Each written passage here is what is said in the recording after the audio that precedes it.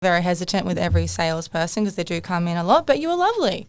We had a great meeting, right? We did. We got along, really well. I love the story from his side where you basically put holes in his business because you're like, well, this is great. Where's your price list? How does this work? And he's kind of going, well, I don't really have any of this set up at the moment. Yeah, so we'd been marketing. Wasn't your first meeting. Yeah, so maybe you need to tell us how it was. The backstory of that business. So we would labour during the day because we had no money. So we'd be labourers during the day, we'd juice at night, and then we'd go down the coast because I don't know why we'd start marketing down the Gold Coast, but we got a few clients down there. So we'd drive down in the morning at like 3 o'clock, drop everything off by 6, and then go walk around marketing like we did to you. And through that time, Instagram was blowing up, and like you had probably one of the biggest followings on all your cafes, and we're like, we need to get in there, And we're like, all right. And we'd drive past, we would go in, we'd drive past, we'd go in. And then we're like, all right, we're going in. And I just walked, my mate was too scared at the time to actually talk to people when we'd go in. So I'd walk in and then I'm like, we were like looking outside. We had I think we had 2 juices on us and a flyer. And walk in, we're like, hey, we just started thing. And you're like, yeah, sweet. So where's your business cards? We're like, oh.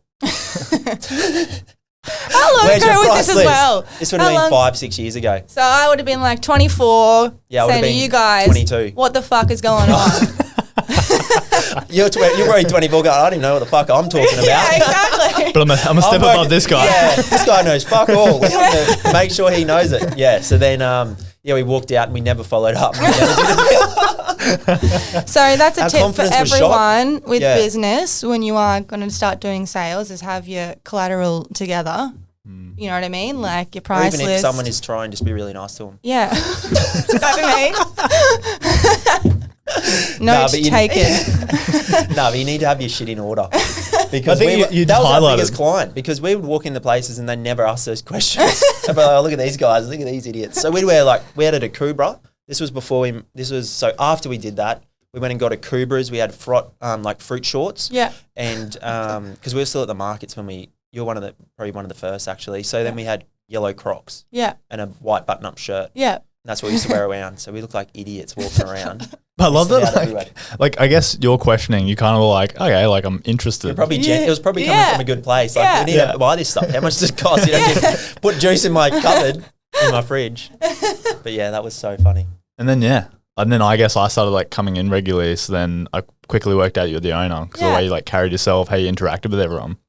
How do you keep such a high level of consistency? I've gone there on a Sunday morning when it's busy, a Saturday afternoon, a Tuesday night. Yeah. And the consistency to me is for restaurants, it's one of those hard things to manage. Yeah. The consistency of my staff. Is that what you mean? The food. The food. Oh, I mean, good hiring and nailing that into them, that's an important thing. It's we kind of always say, we don't want to be a 10 in coffee or a 10 in food, which some people do. It's we want to be 8 across the board of, awesome rather than super amazing, awesome food all the time, coffee, service and everything. So that's kind of what we go to, when we're going through training and everything. It just has to be, don't be the top of the best, but if we can be an 8 every day, people are happy with that. And I think it's good kind of way to go, and it really works for us. You've created that consistency so when someone comes in, they know what to expect, I guess. And it's not I had the 10 out of 10 meal one night and now it's a 6 out of 10. Exactly. And we do things for food, we've always been we'll look at the Instagram, the head chef is keeping an eye on Instagram so that he's watching, seeing how it looks so that he can see, look, hey, that didn't look how I would do it that day, to keep on top of the chefs. And I think our staff morale in general, in our teams, we're at a really happy place and we all work together really well, and that makes it easier to kind of keep that consistency. Well, that's definitely something I've observed is the culture there. People are kind of free-flowing, they're happy, you can tell that they like where they work. Yeah. And I guess the thing that's so hard with restaurants and that I admire about you that you've done so well is you've still run it as a business. And that's the thing that a lot of cafes and restaurants kind of seem to veer into is it becomes a passion project. And then they put the stress on the staff because they're not kind of performing financially. And then that changes the culture internally, changes how the customers perceive the restaurant. Yeah. How have you kind of learnt that line of where you cross between giving food that's kind of too cheap, if you will, to run it as a business, but also setting your pricing and your standards high and being able to kind of match those like a business? Oh my God, I don't know. That's just years of experience, I guess. It's just second nature at this point? Yeah, at this point it's just second nature.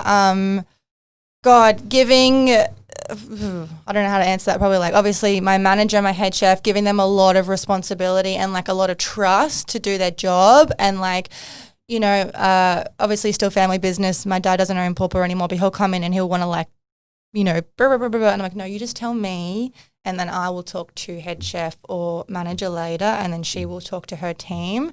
So letting them run the show, and then, you know, having those meetings say, hey, remember, like, look at your wages. Don't come in and go, oh my God, send people home, go, hey, just reminding you, like, we've got to keep on top of our wages, or, hey, chef, like, after service, this food didn't look great. So, you know, giving them the respect to do their job, which makes them be better, and then, you know, they care for the place like it's their own, so then they are on top of costing and wages, and then, you know, keeping their staff happy. I don't know if that answered that. It kind of does, but I guess like I just it takes time. It takes time, but you can hire people, and then you give them the responsibility. They take you for a ride. Yeah. So it just takes time. I think it sounds like you're not frantically adjusting in the moment. You're thinking about it logically. Yes. And how can I change this behavior? Exactly. Kind of, like you're not like running in one day.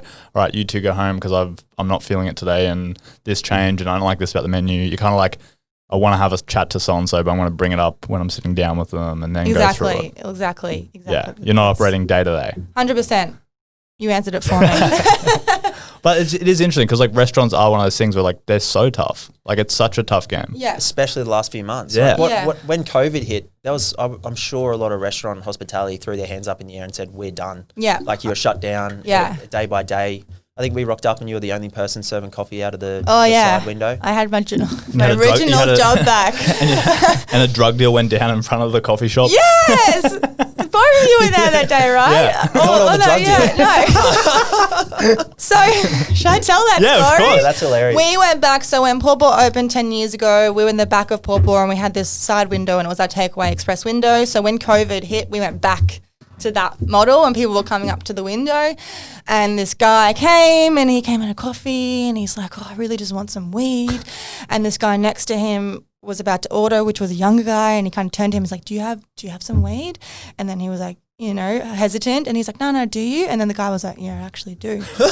And then they kind of had a conversation while I was just like standing there watching, their kind of like organizing their coffee, and then they walked off around the corner, and then the guy, you know, it would have been some young uni student, had some weed, wandered home to get it, and they did, you know, what they do. What they do. And then we rocked up and you were like a ghost, and you're like, I think I just like facilitated the drug deal, but I told them to get away from the I don't know what happened. And we're like, oh.